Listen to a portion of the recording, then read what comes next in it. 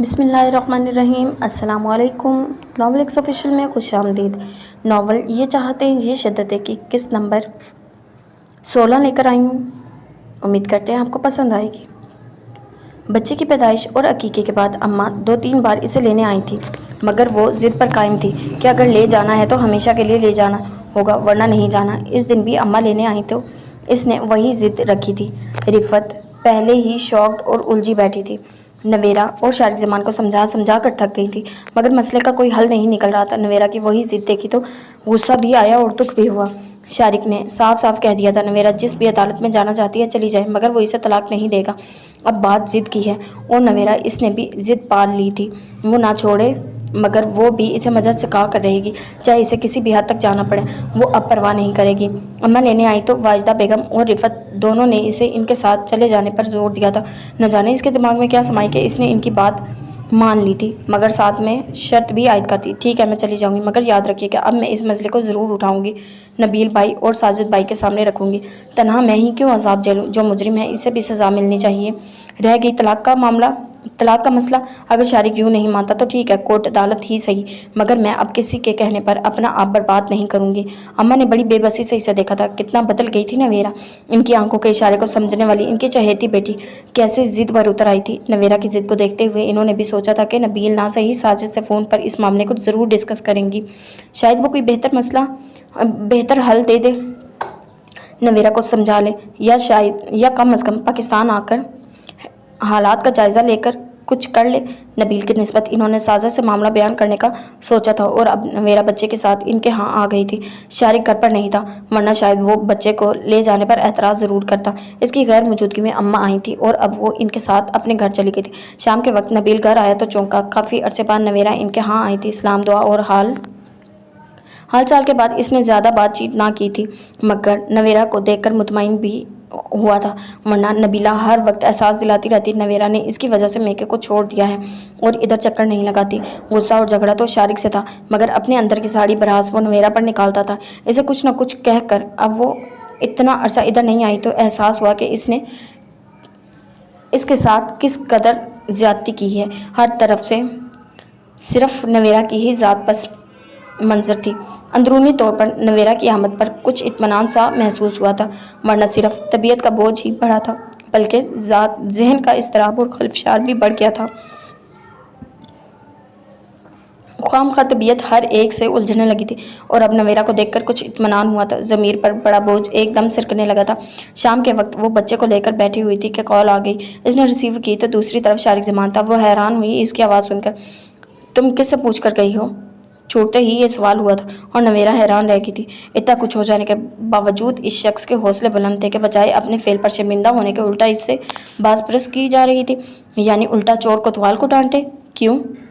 اس گھر میں آنے کے لیے مجھے کسی کی اجازت کی ضرورت نہیں۔ اگلی پل حیرت سے نکل کر اس نے غصے سے باور کروایا تھا۔ نویرہ بیگم یہ مت بولو، تم ابھی بھی میری بیوی ہو، تمہیں کہیں بھی جانے کے لیے میری اجازت درکار ہے، اور سب سے بڑھ کر یہ کہ مجھ سے پوچھے بغیر تم میری اولاد کو کیسے کہیں لے جا سکتی ہو؟ میں اسے کسی بھی احمقانہ حق کو تسلیم نہیں کرتی۔ جب میں تمہارے ساتھ رہنا ہی نہیں چاہتی، اپنے نام سے جوڑا تمہارا نہاد نام بھی اتار دینا چاہتی ہوں۔ تم کس حق کی بات کرتے ہو؟ رہ گئی بچے کی بات، تو جہاں ماں جائے گی تو بچہ بھی وہیں پر رہے گا۔ میں ابھی اتنی مجبور نہیں ہوئی کہ تمہارے ہر طرح کے سلوک کو برداشت کرتے، ہر الزام کو سہتے ہوئے تمہارے گھر میں رہوں۔ جب تک مجھے مجبوری تھی میں نے رہ لیا، اب مزید نہیں۔ رہ گئی طلاق کی بات، تو وہ تو تمہیں مجھے ہر حال میں دینا ہوگی، اس طرح نہیں تو طلاق عدالت کے ذریعے ہی صحیح۔ میں اب ڈرنے والی نہیں، تم مجھے دھمکیاں نہ دو، میں بھی دیکھ لوں گا تم کیا کر سکتی ہو۔ یہ عدالت کورٹ کچہری تو میرے بس کا کام نہیں۔ اب بات ضد کی ہے، مجھے اپنے بچے سے بڑھ کر اب کوئی چیز عزیز نہیں۔ تم جس طرح گئی ہو خاموشی سے واپس آ جاؤ۔ میری یہ مجبوری ہے کہ اپنے بچے کے لیے سب برداشت کرنے پر مجبور ہوں۔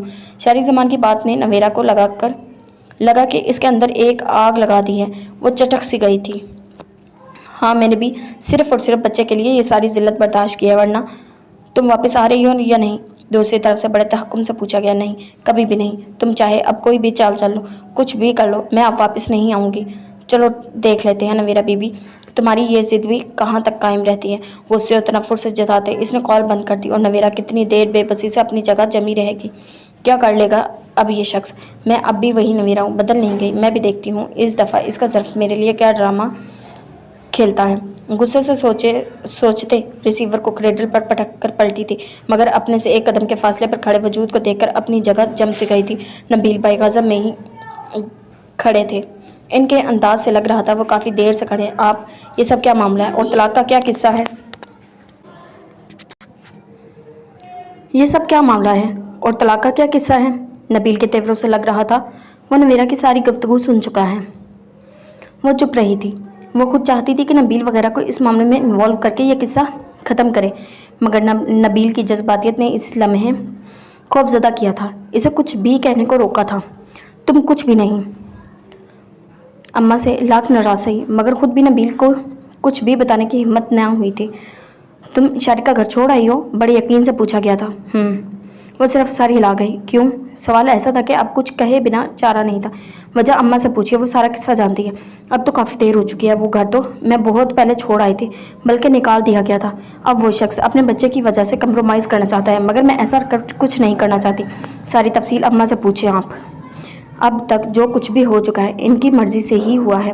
वो कहकर एकदम वहाँ से निकल गई थी और नबील को कुछ समझ नहीं आया था, मगर इतना वो समझ चुका था शारिक और नवेरा के दरमियान सूरत हाल काफ़ी पेचीदा है। लाहौर एडमिशन होने और यहाँ आकर क़याम करने के मामले में मामा पापा समेत सब ने ही एतराज़ किया था, मगर समान ने ही सबको हैंडल किया था और इस तरह वो लाहौर चली आई थी समान के साथ। वो लाहौर अपनी ज़ाती रिहाइशगाह में ही ठहरे थे। चौकीदार और इसकी फैमिली साथ थी। समान ने चंद ही दिनों में ड्राइवर का बंदोबस्त कर दिया था। क्लासेस स्टार्ट होने तक समान इसके साथ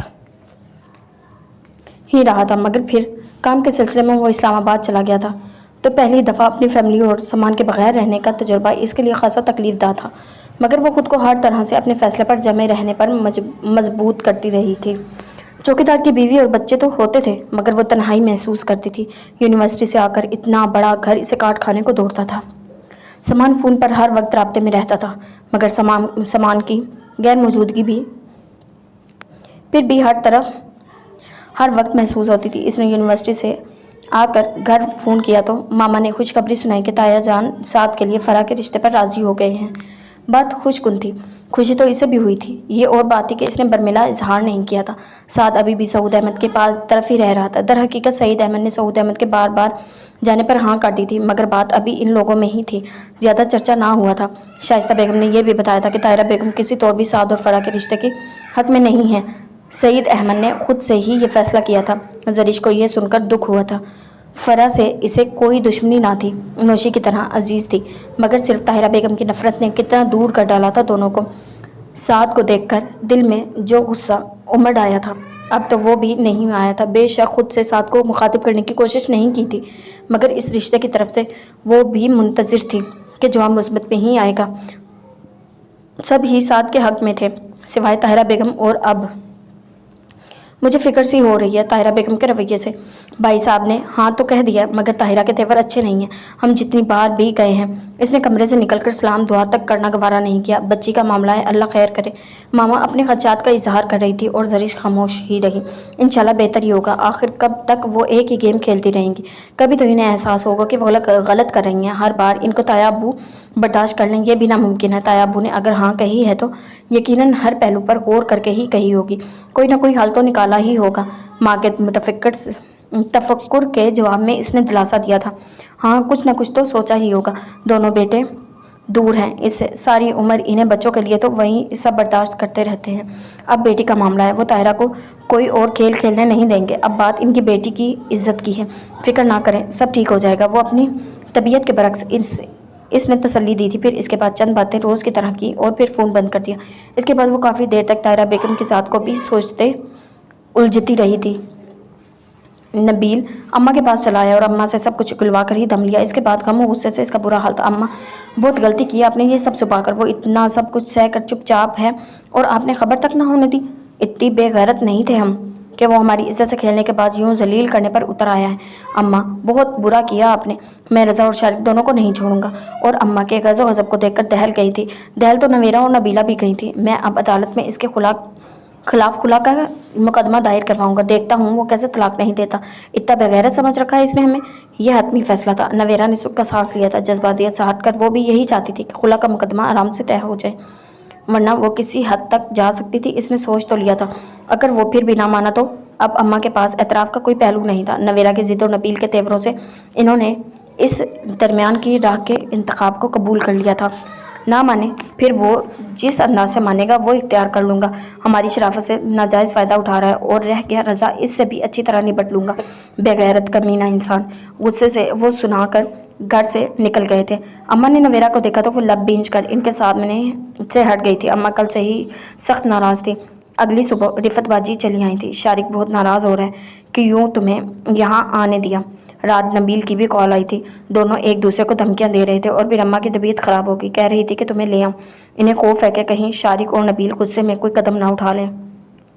آتے ہی انہوں نے اماں اور بھابھی کے سامنے سب کہہ دیا، نہیں میں نہیں جاؤں گی، میں وہاں سے سب سلسلے بہت پہلے توڑ کر چلی آئی تھی جب شارق نے مجھے خود اپنے گھر سے نکال دیا تھا۔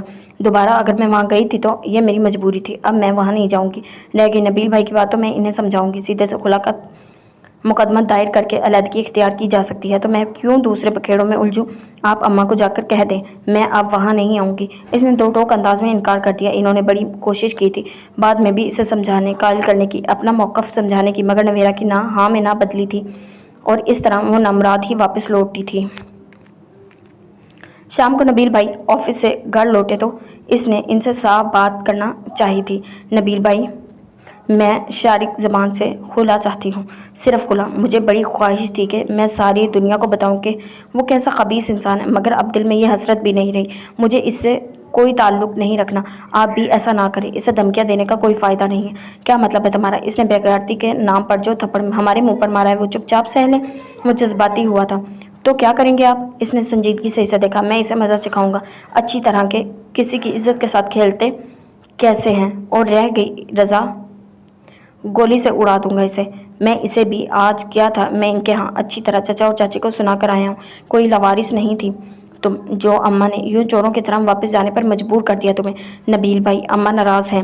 میں سوچ کر تو یہ آئی تھی کہ اگلے پچھلے سارے حساب کلیئر کرتے ہیں، اب اس شخص کو معاف نہیں کرنا، مگر اماں کی ناراضگی کمزور کر رہی ہے۔ مجھے صرف خلا چاہیے اور بس، کوئی بدلہ نہیں لینا اس سے۔ اللہ پر چھوڑ دیا ہے سارا معاملہ، وہ دونوں کو پوچھے گا۔ رات اچھی طرح سے اسے سنا دیا ہے۔ خلا کا مقدمہ تو میں دائر کرواؤں گا ہی، ساتھ ہی تمہیں اغوا کرنے اور زبردستی نکاح کر لینے کا بھی مقدمہ درج کرواؤں گا۔ اسی وقت اماں بھی ان دونوں کے پاس چلی آئی تھی۔ نبیل کے خیالات سن کر ان کا بلڈ پریشر ہائی ہونے لگا تھا۔ کوئی کچھ نہیں کرے گا، جو گزر گیا اس پر مٹی ڈالو، تم دونوں کچھ نہیں کرو گے، میں نے سوچ لیا ہے۔ طلاق لے کر یہ کیا کرے گی؟ اس بچے کے ساتھ کیسے رہے گی؟ اور شارق وہ بچے کو لینے دے گا اسے؟ ہاں تو بچہ اس کا ہے، وہ اپنے پاس رکھے، ہمیں کیا کرنا ہے بچہ لے کر؟ جیسا باپ ویسا بیٹا، نبیل بھائی نے تنفر سے کہا تو نویرہ کا دل کانپ گیا۔ میں بچہ کسی کو نہیں دوں گی، تم اچھی طرح سوچ لو، بچہ لوگی پھر ادھر نہیں رہنا۔ نویرہ کے یہ جذباتی ہونے پر اس نے اندر کا سارا ابال اسی ایک جملے میں سمو کر اس پر انڈیل دیا تھا، چلی جاؤ اسی کے پاس۔ میں رات بھی اسے فون پر کلیئر کر چکا ہوں، اگر وہ کورٹ کچہری کے بکھیڑوں سے بچنا چاہتا ہے طلاق کے پیپر بھیج دے، ہم بچہ دے دیں گے۔ اگر تم نے بچے کو رکھنے کی ضد کی تو مجھے کوئی پرواہ نہیں، مگر یاد رکھنا بچے کو میں اپنے گھر میں نہیں رکھوں گا۔ وہ تو نبیل کو سمجھانے آئی تھی، مگر ادھر تو ایک اور نیا مسئلہ نکل آیا تھا۔ وہ لب بھینچ گئی تھی۔ پھر میں بھی کھلا نہیں لوں گی، میں کوئی بے بس انسان نہیں ہوں، دوسروں کے لیے اپنی بھینٹ دیتی رہوں، مذہب میرے پاس رہے گا۔ اماں کے لیے میں نے اس شادی کو قبول کیا، اماں کے کہنے پر میں دوبارہ اس گھر میں جانے پر مجبور ہوئی، اب میں کسی اور کے کہنے پر کچھ بھی نہیں کروں گی۔ اگر آپ کو میں بچے سمیت قبول ہوں تو ٹھیک ہے، ورنہ میں زندگی میں اتنا کچھ سیکھ لیا ہے کہ مزید صحیح رشتوں کی پہچان ہو رہی ہے مجھے اچھی طرح۔ یہ میری آزمائش ہے یا آپ لوگوں کی، مجھے نہیں پتا۔ غصے سے کہتے کہتے ایک دم اس کی آواز بھرا گئی تھی۔ تم جذباتی ہو رہی ہو، خلا کے بعد تمہیں بچے کے ساتھ کون قبول کرے گا؟ نبیل بھائی کے الفاظ پر وہ کئی ثانیے تک چپ چاپ انہیں دیکھے گئی تھی۔ تو پھر ٹھیک ہے، آپ سب بھول جائیں، کیسا خلا کیسا بچہ، میں جس حال میں ہوں مجھے جینے دے۔ میں ایک بار اپنی زندگی کو برت چکی ہوں، مزید کی نہ ہوس ہے نہ خواہش، خدا کے لیے ایسا سوچیے گا بھی نہیں۔ اگر آپ لوگوں نے بچے سے دستبرداری کی بات کی تو میں یہ گھر بھی چھوڑ دوں گی۔ وہ غصے سے کہہ کر اپنے کمرے میں آ گئی تھی۔ مذہب سو رہا تھا، وہ اس کے پاس بیٹھ کر ہاتھ سے تپتپاتے ایک دم رو دی تھی۔ اگر شارق زمان کے رویے میں تھوڑی سی بھی ندامت، شرمندگی، پچھتاوے کا احساس ہوتا تو وہ جھک جاتی، اپنی انا کو مار لیتی، مگر وہ اب کیسے جی لیتی؟ اسے لگ رہا تھا کہ اس کا حوصلہ، صبر و استقامت آہستہ آہستہ सब कमज़ोर हो रहा है। ज़हनी तौर पर वो कमज़ोर हो रही है और वो शारिक ज़मान के मामले में कमज़ोर नहीं पड़ना चाहती थी, कभी भी नहीं। सईद अहमद ने फ़रा के रिश्ते के लिए जब से हाँ कही थी, ताहिरा बेगम का बस नहीं चल रहा था किसी न किसी तरह इनकार करवा दे, मगर कोई राह दिखाई नहीं देती। इस दिन भी नफीसा आपा और जमाल भाई आए थे। वो कमरे से नहीं निकली थी। चाय का मायदा नहीं इनसे पूछा था। सईद अहमद को गुस्सा तो बहुत आया था, मगर मसलियत का तकाजा था कि वो खामोश रहें। आपा लोग बाकायदा रस्म करना चाहते थे। इसी सिलसिले में वो दोनों मियाँ बीवी मशवरे के लिए आए थे। कुछ देर तक तो नफीसा आपा ताहिरा की मुंतज़िर रहीं, मगर फिर वो खुद ही उठकर ताहिरा की जानिब चली आई थी। इनके कमरे में वो दिल से चाहती थी कि इस बार ताहिरा दिल से ये रिश्ता कबूल करे, महज सईद अहमद के दबाव में आकर नहीं। ताहिरा बेगम ने इन्हें देखकर मुंह फेर लिया था। क्या कर रही हो? इन्होंने नज़रअंदाज करते पहल की थी। आगे बढ़ते बिस्तर पर बैठते मुस्कुरा कर पूछा। ताहिरा के तेवर बिगड़े थे। हम कब से आए हुए हैं, मंगनी का मशवरा करने आए थे, मगर सईद चाह रहा है कि मंगनी के झंझटों में पड़ने के बजाय डायरेक्ट शादी हो जाए तो बेहतर है। इस इंकशाफ ने ताहिरा के अंदर आग लगा दी थी। वो अच्छी तरह समझ रही सईद अहमद ऐसा क्यों कर रहे हैं, महज इनकी जिद में। तो फिर मैं क्या करूं? जाकर मशवरे करें अपने भाई से। यहाँ क्या लेने आई हैं? गुस्से से वो चीखी थी। नफीसा आपा ने दुख से इन्हें देखा था। बेटियों का मामला ऐसे तनहा तय नहीं होता। तुम माँ हो, माँ वाला हक जिताओ। इन्होंने तहम्मुल से कहा था। वो शख्स है ना सारे हक जिताने वाला। और आप मुझसे ये हमदर्दियाँ मत करें। नफरत होती है मुझे आप लोगों से। बर्बाद करके रख दिया है मुझे, और जब दिल नहीं भरा तो मेरी बेटी की बारी आ गई है। वो इनके अमल पर गुस्से से बोली तो नफीसा आपा खामोश हो गई थी। जाए यहाँ से। मैं अगर खामोश हूँ तो मेरी खामोशी को मेरी मजबूरी मत समझे। वो शख्स मुझे तलाक की धमकी देता है, वरना ऐसा सलूक करती कि सारी उम्र याद रखती। इन्होंने दिल का गुबार निकाला। सारी उम्र तो ऐश से गुजार ली, आपने भी और आपकी चहेती शाइस्ता बेगम ने भी। सारी उम्र मुझे दोज़ख की भट्टी में जलसाया है। गलतियाँ इंसान से होती हैं, मगर मुझे तो इन गुनाहों की भी सज़ा मिली है जो मैंने किए ही नहीं। फिर मैं क्यों आप लोगों का लिहाज करूं? निकले यहाँ से। मेरे मुंह लगने की ज़रूरत नहीं है। गुस्से और जज्बातियत की ज़्यादती से इन्होंने बिस्तर से उतरकर नफीसा आपा का हाथ पकड़कर इन्हें खड़ा कर दिया था। ताहिरा, इससे पहले कि वो इन्हें कमरे से बाहर निकालती, सईद अहमद की गज़ब भरी आवाज़ पर रुक गई थी। वो दरवाजे पर ही एहतियात थे। आपा के साथ कोई बदतमीज़ी की तो मुझसे बुरा कोई नहीं होगा। तुम इस घर में हो तो इस रियायत को ही काफ़ी समझो। वो गुस्से से कहते अंदर बढ़ आए थे। सही जाने दो, इसने मुझे कुछ नहीं कहा। नफीसा आपा ने सईद अहमद के गुस्से से खाइफ होकर दरमियान में टोकना चाहा था। सब सुन चुका हूँ मैं। इन्होंने खा जाने वाली नज़रों से ताहिरा बेगम को देखा था। शुरू हो गई है ड्रामेबाजियाँ। आराम और सुकून से मेरा बैठना तो गवारा नहीं होता इस खानदान वालों को। आगे आ गए हैं आग लगाने। ताहिरा, मैं कह रहा हूँ ज़बान को लगाम दो, वरना। वो गुस्से से ताहिरा की तरफ बढ़े थे। सईद अहमद, आप हर बार एक ही धमकी, आज वो भी कर गुजरे। मैं भी देखूँ कि कौन सी कयामत आ जाती है। बर्दाश्त की भी हद होती है। आप मुझे इस घर से क्या निकालेंगे? मैं खुद ही अब इस घर में नहीं रहना चाहती। करते रहो बेटी की शादी हादसों में। सईद अहमद के गुस्से ने तो बुस में चिंगारी वाला काम किया था। बड़ा शौक है तुम्हें जाने का? जा कर भी देख लो। मेरी धमकियाँ सिर्फ धमकी नहीं है, ये तोक है जो एक उम्र मैंने गले में लटकाए शर्मो ज़िल्लत की ज़िंदगी गुजार रहा हूँ। तुमने जो औकात दिखाई थी, सामान की बाढ़ दिखा ली। फ़रा मेरी बेटी है, इसके लिए मैं सब बर्दाश्त नहीं करूँगा। अगर घर छोड़कर चली जाओगी तो मेरे लिए ये ऐन मुसरत का मकाम होगा। कम से कम तुम जैसी बदनीयत, दोगली और हासत औरत से जान छूटी मेरी। ये आखिरी कील थी जो ताहिरा बेगम के इरादों में इस्तेकाम पैदा कर गई थी। नफीसा आपा डर सी गई थी। हाँ, चली जाती हूँ। मेरे लिए भी ऐन मुसरत का मकाम है कि एक कानों के कच्चे और शक्की मिजाज इंसान से जान छूटी। सारी उम्र बर्बाद कर दी मैंने, अब मजीद नहीं। वो रूबरू बोली थी खुशी से, मगर याद रखना मेरे घर से दौलत जायदाद की सूरत में अब कुछ नहीं मिलने वाला। तुमने और तुम्हारी इस लालची बहन ने जितना लूटना था लूट लिया। मैं भी देखता हूँ खाली हाथ तुम्हें कौन कबूल करता है। तमस्कुर से वो हंसे थे। ताहिरा बेगम के अंदर एक आग सी लग गई थी। हाँ, बड़ा मानो गुरूर है अपनी दौलत जायदाद पर। मैं थूकती भी नहीं हूँ ऐसी दौलत पर, ना ही मेरी बहन को ऐसा कोई लालच है। खाली हाथ ही जाऊंगी। ताहिरा, छोड़ो, जाने दो। अब इस उम्र में कहाँ जाओगी? इस तरह नहीं करते, बच्चे क्या सोचेंगे? नफीसा आपा ने मुदाखलत करना चाहिए थी। रहने दे आपा, आज ही अपना ये शौक पूरा कर ले। खाली हाथ जब अपनी बहन के पास जाएगी तो पता चल जाएगा कितने दिन इसे अपने घर में रखेगी। अब तो इसे फ़रा या सामान की सूरत कोई और सबील भी नहीं दौलत समेटने की। ताहिरा बेगम ने सख्ती से लब बीज लिए थे। चलें आपा, ये रोज़ का मामूल है, कोई नई बात नहीं। घर छोड़कर जाने की धमकी अब रूटीन का हिस्सा है। परेशान وہ ہوں جو ان ڈرامے سے بے خبر ہوں۔ اب تو سب باتوں سے باخبر ہیں۔ چلیں بھائی صاحب بلا رہے ہیں۔ وہ آپا کا ہاتھ پکڑ کر کمرے سے نکل گئے تھے۔ طاہرہ بیگم نے آگے بڑھ کر انتہائی غصے سے دروازہ بند کیا تھا۔ انہوں نے سوچ لیا تھا اب کچھ بھی ہو وہ اب ضرور جائیں گی۔ کچھ دیر بعد انہوں نے بیگ میں ضرورت کی چند اشیاء اور کپڑے رکھے۔ آپا لوگ چلے گئے تھے اور ان کے بعد سعید بھی گھر سے نکل گئے تھے۔ علی گھر پہ نہیں تھا اور فرح اپنے کمرے میں۔ جب سے یہ رشتے والی بات ہوئی تھی وہ ماں کے سامنے نہیں آئی تھی۔ اگر غلطی سے سامنا ہو بھی جاتا تو طاہرہ بیگم کی زبان کی کاٹ اسے فوراً منظر سے غائب ہو جانے پر مجبور کر دیتی تھی۔ رزلٹ آنے کے بعد اس نے کالج میں BSc میں ایڈمیشن لے لیا تھا، جبکہ سعید احمد کا ارادہ فوراً شادی کر دینے کا تھا۔ سعد کا کہنا تھا کہ وہ فی الحال اپنی تعلیم جاری رکھے، بعد کی بعد میں دیکھی جائے گی۔ اسی لیے کالج سے آنے کے بعد پھپھو لوگوں سے مل کر وہ اپنے کمرے میں چلی گئی تھی۔ طاہرہ بیگم اپنا بیگ گھسیٹتے کمرے سے نکلی تو لاؤنج میں بیٹھی ہوئی تھی۔ انہیں دیکھ کر حیران ہوئی۔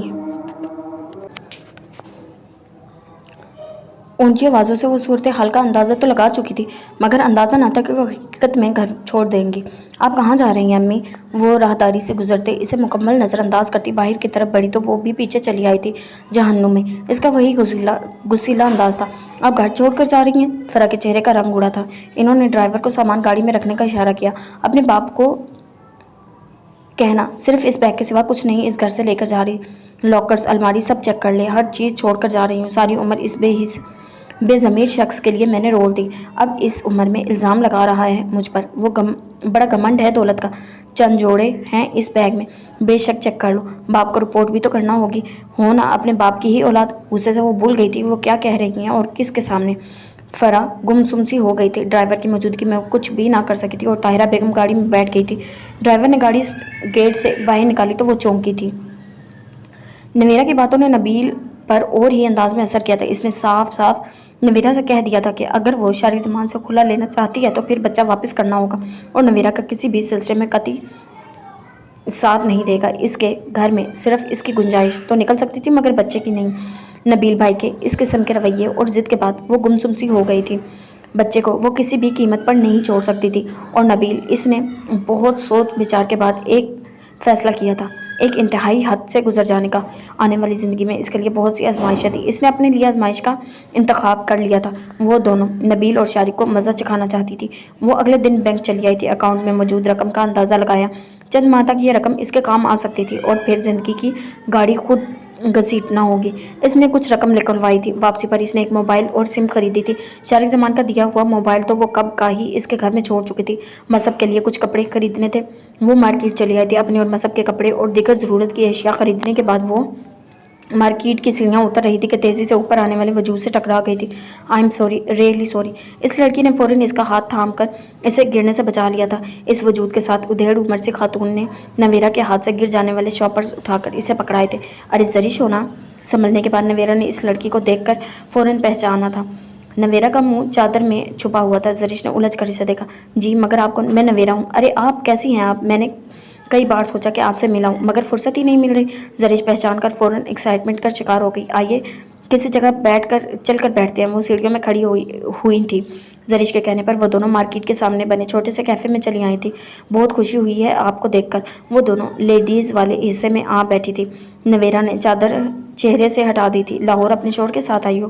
نہیں، میں نے یہاں ایڈمیشن لیا ہے، اب ادھر ہی ہے۔ سامان تو اسلام آباد یا کراچی میں ہوتے ہیں، یہاں بھی ہفتے میں ایک بار چکر لگا لیتے۔ اکیلی ہوتی ہو؟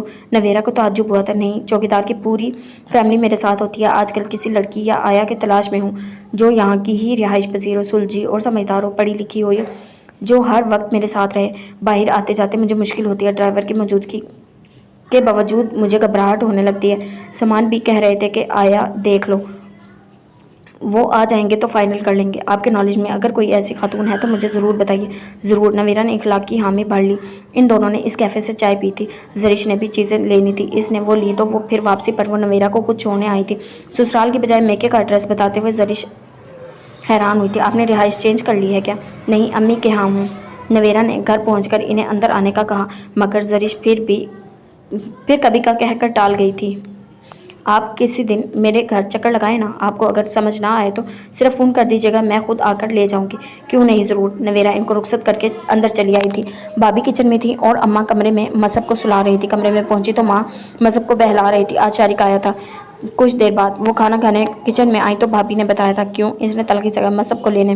وہ چونک کر بھابھی کو دیکھنے لگی تھی۔ کیا مطلب؟ اماں نے کہہ دیا ہے تم گھر پر نہیں ہو، بازار گئی ہو، مذہب بھی ساتھ ہے۔ وہ غصے سے بولتا ہوا نکل گیا۔ نبیل نے شاید فون کیا تھا اسے کہ اگر وہ آرام و سکون سے مسئلہ نہیں حل کرنا چاہتا تو اگر آ کر تمہیں اور بچے کو لے جائے، اس گھر میں تمہارے لیے تو جگہ بن سکتی ہے مگر بچے کے لیے نہیں۔ شارق بہت غصے میں تھا، دھمکیاں دے رہا تھا، اماں سے ہی الجھ رہا تھا۔ وہ تو شکر تھا کہ مذہب سویا ہوا تھا ورنہ وہ اسے ضرور لے جاتا۔ کچھ دیر تمہارا انتظار کیا اور جب اسے یقین ہو گیا کہ تم واقعی گھر پر نہیں ہو اور ہم سچ کہہ رہے ہیں تو پھر وہ چلا گیا، مگر ساتھ میں یہ دھمکی دے گیا کہ وہ شام کو آئے گا مذہب کو لینے۔ یہ سب سن کر نویرا کی بھوک اٹھ گئی تھی۔ وہ چپ چاپ بغیر کچھ کھائے وہاں سے چلی گئی تھی۔ شام ہونے میں 2-3 گھنٹے تھے۔ شارق کو وہ جانتی نہ ہوتی تو اس کی دھمکی کو محض دھمکی سمجھتی۔ وہ اچھی طرح سمجھ چکی تھی کہ وہ شام کو ضرور آئے گا اور مذہب کو لے کر ہی ٹلے گا۔ اسے کیا کرنا تھا سوچ سوچ کر اس کا دماغ پھٹنے لگا۔ عصر کی نماز پڑھ کر وہ دعا مانگ رہی تھی کہ ایک خیال گوندے کی طرح اس کے ذہن میں لپکا تھا۔ فوراً اٹھ کر اس نے پرس کھنگالا تھا۔ وزٹنگ کارڈ اس کے اندر ہی تھا۔ ہینڈ رائٹنگ کے ساتھ لکھا ہوا نمبر اس نے فوراً ڈائل کیا تھا۔ السلام علیکم، وہی نرم و ملائم شائستہ سی آواز سنائی دی تھی۔ وعلیکم السلام، زرش ہونا؟ جی بول رہی ہوں، آپ کون؟ دوسری طرف تعجب سے پوچھا گیا۔ میں نویرا ہوں، کیا تم آدھے گھنٹے میں ادھر آ سکتی ہو جہاں مجھے ڈراپ کیا تھا ڈرائیور کے ساتھ؟ جی مگر خیریت ہے؟ وہ اس کی اجلت پر حیران ہوئی۔ تمہارے لیے ایک آیا کا بندوبست ہو گیا ہے، بس اسی کو لے کر آ رہی ہوں۔ تم جب ہمارے گھر کے قریب پہنچو گی تو بس مجھے کال کر دینا، اسی نمبر پر میں آ جاؤں گی بس آدھے گھنٹے میں۔ جی میں آ جاتی ہوں ڈرائیور کے ساتھ لے کر۔ تھینکس، میں انتظار کر رہی ہوں۔ فون بند کر کے اس نے کمرے میں دیکھا، وقت کم تھا۔ اس نے فوراً پیکنگ شروع کر دی۔ جو سامان خرید کر لائی تھی وہ اسی طرح شاپنگ بیگز میں موجود تھا۔ ضرورت کی ہر چیز سمیٹ کر اس نے ایک پرسکون سانس لیا تھا۔ اب صرف ایک آخری مرحلہ رہتا تھا، کاغذ قلم سمیٹ کر وہ بستر پر آ بیٹھی تھی۔ 5 منٹ بعد زرش کو آ جانا تھا۔ وہ ان کے آنے سے پہلے اس آخری تحریر کو لکھ لینا چاہتی تھی۔ السلام علیکم نبیل بھائی، جب آپ کو یہ خط ملے گا اس وقت میں آپ لوگوں کی دنیا سے بہت دور ہوں گی۔ گھبرائیے نہیں، خودکشی کا میرا کوئی قطعی ارادہ نہیں۔ شارق زمان مجھے جس طرح آزما چکا ہے، اب اس مقام پر آ کر میں نے اسے نباہ کرنا یہ میرے لیے ناممکن اور مشکل ہی نہیں، یہ میری انا اور وقار کی بھی توہین ہے۔ مجھے گمان تھا کہ سب حالات جان کر آپ ضرور میرے احساسات سمجھیں گے، مگر آپ نے اس بہانے پرانے حساب بے باک کرنے کے چکر میں الجھ گئے ہیں۔ مذہب کو چھوڑنا میرے بس کا کام نہیں۔ میں نے سوچا تھا اگر آپ اپنی ضد پر قائم رہے اور شارق زمان اپنی پر تو میں خاموشی سے یہ گھر چھوڑ دوں گی، کسی ہاسٹل یا ایک کمرے کے گھر میں گزارا کر لوں گی۔ ہے نا احمقانہ سوچ، مگر میں یہ بھی کر گزرتی اگر اب میرے پاس کوئی دوسرا راستہ نہیں۔ مگر وہ کہتے ہیں نا اللہ بڑا مسبب الاسباب ہے، اس نے میری عزت کی زندگی گزارنے کا ایک راستہ دکھایا ہے۔ آپ اور شارق اب اپنی ضد نبھائیں اور اپنی خود غرضی کے حصار میں زندگی گزاریں۔ میں یہ گھر چھوڑ کر جا رہی ہوں۔ کہاں؟ بے فکر رہیے، جہاں بھی ہوں گی میں اور میرا بچہ آپ دونوں کی پہنچ سے دور ہوں گے اور محفوظ بھی۔ میں شارق زمان کو مزہ چکھانا چاہتی ہوں، اسے یہ بھی بتانا چاہتی ہوں کہ وہ بے بسی کی آخری انتہا کیا ہوتی ہے۔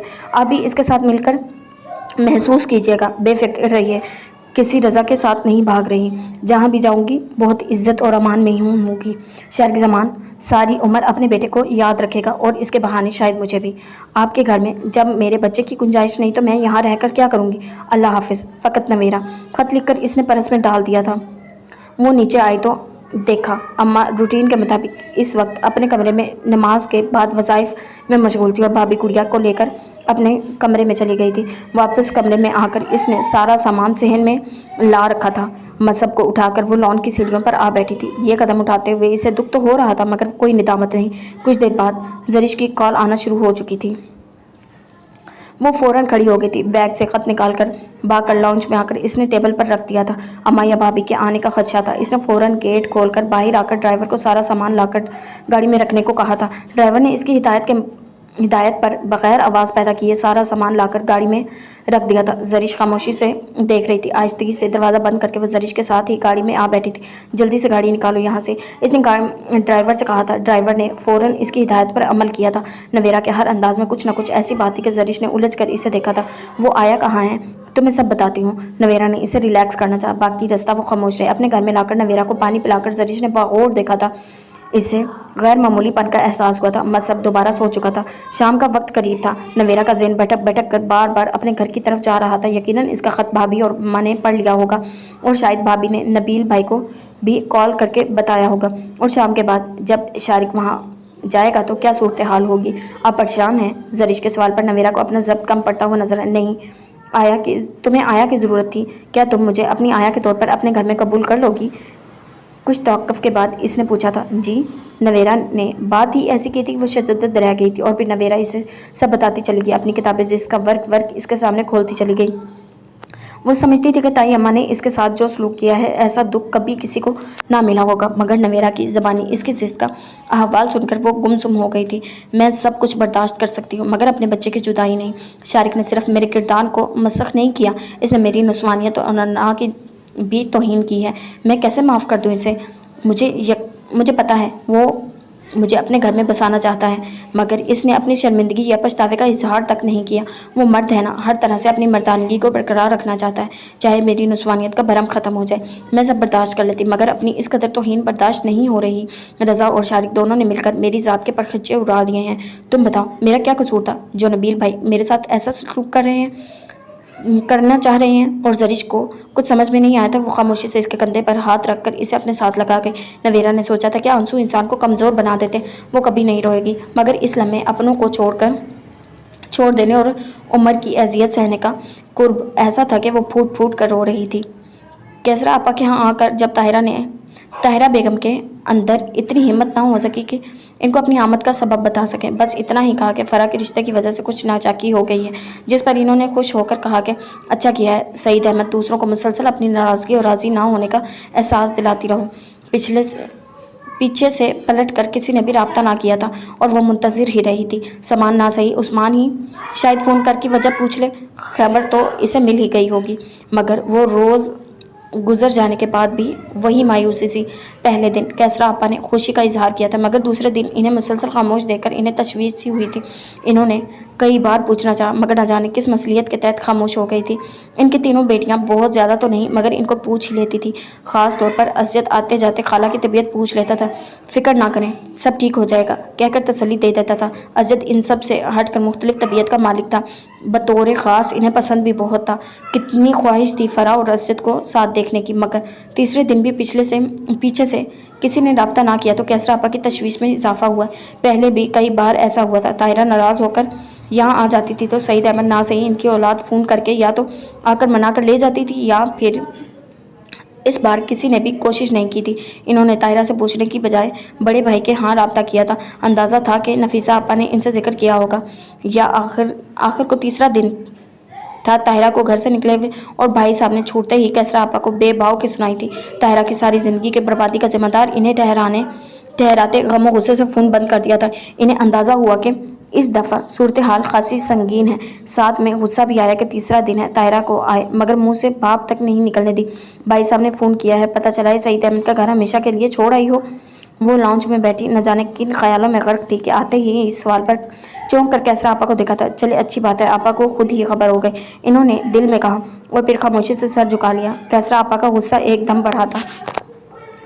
خاموش بیٹھنے سے کوئی حل نہیں نکلنے والا، مجھے ساری بات بتاؤ۔ ادھر نفیسہ آپا سارے بھائیوں اور بہن کو میرے خلاف کرنے میں جت گئی ہیں، ساری عمر گزار دی، مگر عقل نہیں آئی تمہیں۔ تیسرا دن ہے آئے ہوئے اور زبان سے ایک لفظ نہیں نکالا تو کیا کرتی؟ وہاں اب ہے کیا؟ میری ساری عمر پھونک دی اس پتھر کو موم کرنے میں، مگر اس پر کسی بات کا اثر نہیں ہوتا۔ ساری عمر نہ کردہ گناہوں کی سزا جھیلی ہے میں نے۔ وہ ایک دم پھٹ پڑی تھی۔ نہ کردہ تو نہ کہو، ان کا انداز ایسا تھا۔ طاہرہ بیگم ایک دم چپ ہو گئی تھی۔ آپا، انہوں نے فوراً بہن کو ٹوکا، آپ جانتی ہیں سعید احمد کے ساتھ میں کس قدر مخلص تھی، وہ سب کم عمری کی حماقت تھی، دل سے میں نے ان کی نہ صرف عزت کی تھی بلکہ محبت بھی کی تھی ان سے۔ ہاں تو جواب میں اس ناقدر شخص نے کیا دیا تمہیں؟ میں تو اب بھی کہتی ہوں شائستہ کا جادو تھا اس پر، اس کی کہی سنی ساری عمر تمہاری تو سچی بات پر بھی اس نے اعتبار نہیں کیا، انہوں نے زخموں پر مزید نمک چھڑک دیا تھا۔ آپا، میں تنگ آ چکی ہوں اس اذیت سے، اب برداشت نہیں ہوتا۔ کتنی خواہش تھی فرا اور اسجد کے لیے میری، یہ بات صرف سیدھی کیسرا آپا کے دل پر جا لگی تھی۔ اب کیا بات ہوئی تھی؟ انہوں نے پوچھا تو طاہرہ بیگم نے سارا قصہ کہہ سنایا۔ اس روز کی چیخ چیخ سے بیزار ہو چکی ہوں میں، برداشت کی بھی کوئی حد ہوتی ہے آپا، آپ اچھی طرح جانتی ہیں مجھے کبھی بھی روپے پیسے کا لالچ نہیں رہا۔ ہر بار وہ شخص یہی الزام دیتا ہے کہ میں پیسہ آپ پر لٹا رہی ہوں۔ آپا اب تو وہ صاف الفاظ میں جتانے لگ گیا ہے کہ مجھے صرف दौलत का लालच है जो इधर रह रही हूँ। मेरी बर्दाश्त बस यहीं तक थी, मैं सब छोड़कर आ गई हूँ। नहीं चाहिए मुझे इस शख्स से अब कुछ भी। सारी उम्र जो जिल्लत और रुसवाई समेट ली है वही काफ़ी है। हाय, ये क्या किया कर दिया तुमने? और जो बैंक बैलेंस जायदाद तुम्हारे नाम थी हक महर की सूरत में, वो सब क्या किया इसका? ये इंकशाफ सुनकर वो एकदम बौखला कर पूछने लगी थी। सब छोड़ आई हूँ, एक पाई भी नहीं लूंगी इस शख्स के पैसे से मैं। आप बड़े इल्ज़ाम सह लिए, अब मजीद नहीं। ताहिरा बेगम का वही अंदाज था बरसों पुराना। कैसरा आपा का जी चाह के अपना सर पीट ले। सारी उम्र की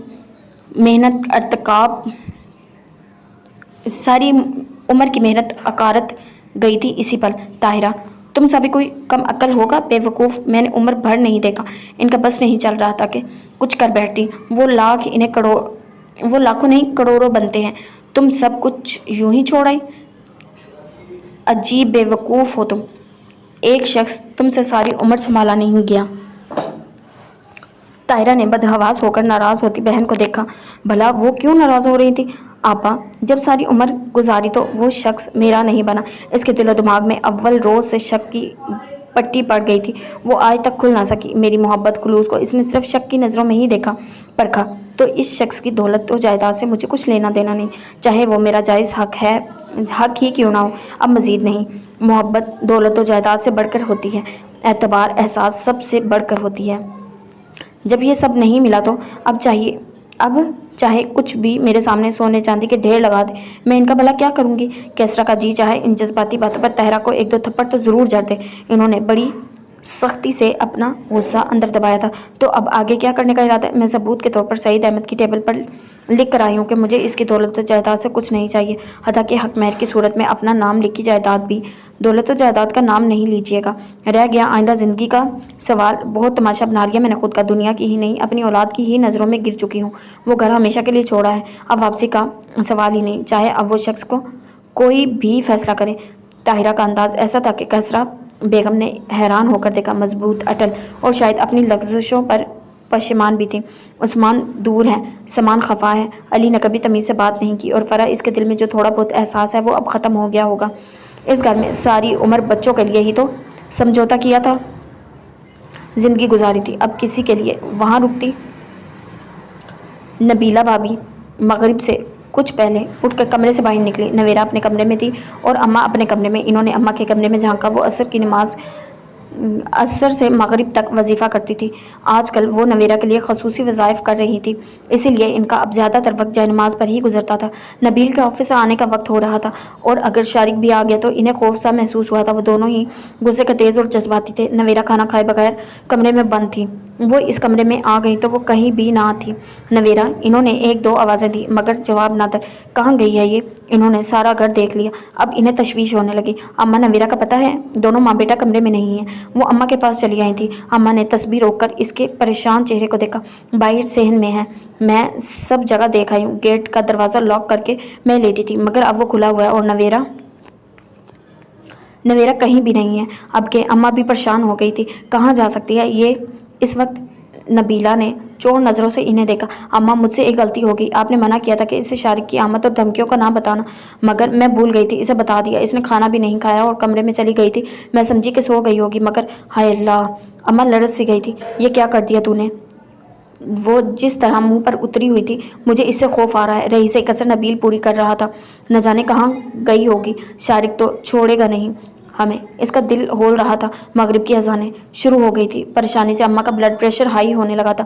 वो इन्हें लिए लाउंज में आ गई थी। अम्मा को सोफे पर लेटाकर सीधी हुई तो निगाह टेबल पर पड़ी थी। पहले तो नज़रअंदाज किया मगर एक तजस्सुस था कि इन्होंने कागज़ उठा लिया। कागज़ पर लिखी तहरीर ने इनके कदमों से ज़मीन खींच ली थी। या अल्लाह, कागज़ के हाथ से छूट कर गिर गया था।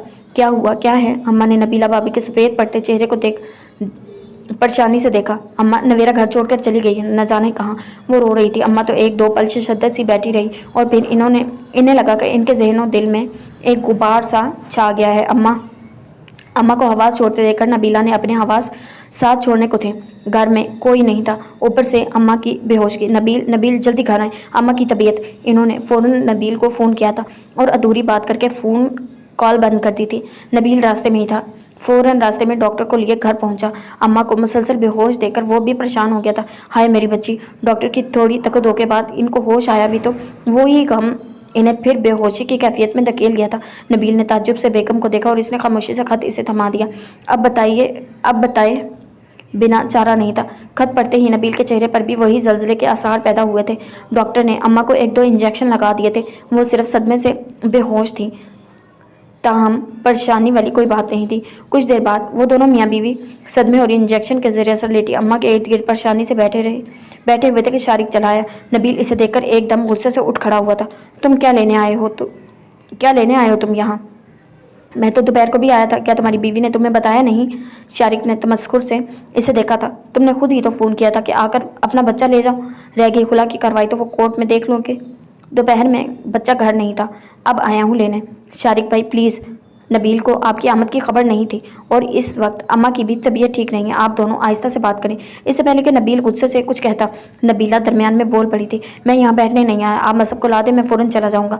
अम्मा पर एक नज़र डालकर इसने अपने इसी अंदाज में कहा था तो नबील ने खा जाने वाली नज़रों से इसे देखा था। शारिक भाई आप बैठें, आपको सब बताती हूँ प्लीज़। नबील को इशारों में खामोश रहने का कहकर इसने शारिक की मिन्नत की थी। देखे भाभी, मुझे सिर्फ अपने बच्चे से गर्ज है, किसी से कोई लेना देना नहीं। बैठने का क्या है, बैठ जाता हूँ, मगर आप ज़रा जल्दी करें, मेरे पास वक्त नहीं है। नबीला ने खामोशी से एक निगाह अपने ऊपर जब्त करते नबील पर डाली और फिर हाथ में पकड़ा कागज़ शारिक को थमा दिया। ये क्या है, आप पढ़ लें। वो शारिक की भी वही कैफियत थी जो ये लोग झेल रहे थे। ये क्या बकवास है? मैं सो रही थी और अम्मा अपने कमरे में नमाज़ पढ़ रही थी। पता नहीं वो किस वक्त मज़हब को लेकर चली गई, हमें बिल्कुल नहीं पता चला। नामुमकिन, वो कैसे चली गई? वो मक्खी बनकर कहीं निकल गई और आप लोगों को पता भी नहीं चला। मेरे साथ ये ड्रामेबाजियाँ मत करें, मैं आपके झूठ पर कभी यकीन नहीं करने वाला। आप लोगों ने खुद इसे कहीं गायब किया है और अब ये ख़त दिखाकर मुझे उल्लू बना रहे हैं। लाएं इसे कहीं से भी, अभी और इसी वक्त। शारिक का तो इस इंकिशाफ पर बुरा हाल हो रहा था। तुम्हारा क्या ख्याल है, हम झूठ बोल रहे हैं, बकवास कर रहे हैं? अम्मा सदमे से इस हाल में हैं, परेशानी से हमारा बुरा हाल है और तुम कह रहे हो कि हम मजाक कर रहे हैं? हमने खुद गायब किया है इसे। शारिक की बातों ने नबील को भी आउट ऑफ कंट्रोल कर दिया था। हमारा दिमाग ख़राब है कि अपनी इज्जत खुद अपने हाथों से रोलते फिरें। वो सिर्फ तुम्हारी वजह से गई है, तुम्हारी वजह से, नबील ने शारिक को साफ सुनाया था।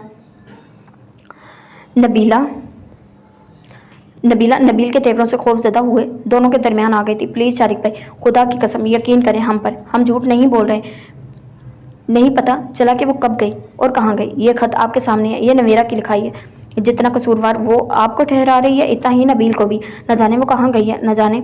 बजाय इसके कि हम एक दूसरे को इल्ज़ाम दें, इसे ढूंढें प्लीज़। शाम गहरी हो रही है, न जाने वो कहाँ होगी। वो रो रही थी और शारिक इसने लब बींच लिए थे।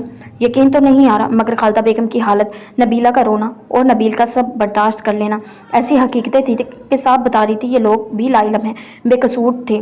तो फिर वो कहाँ चली गई? अगर सच था तो इंतहाई तशवीशनाक था। देख लूँगा मैं सबको।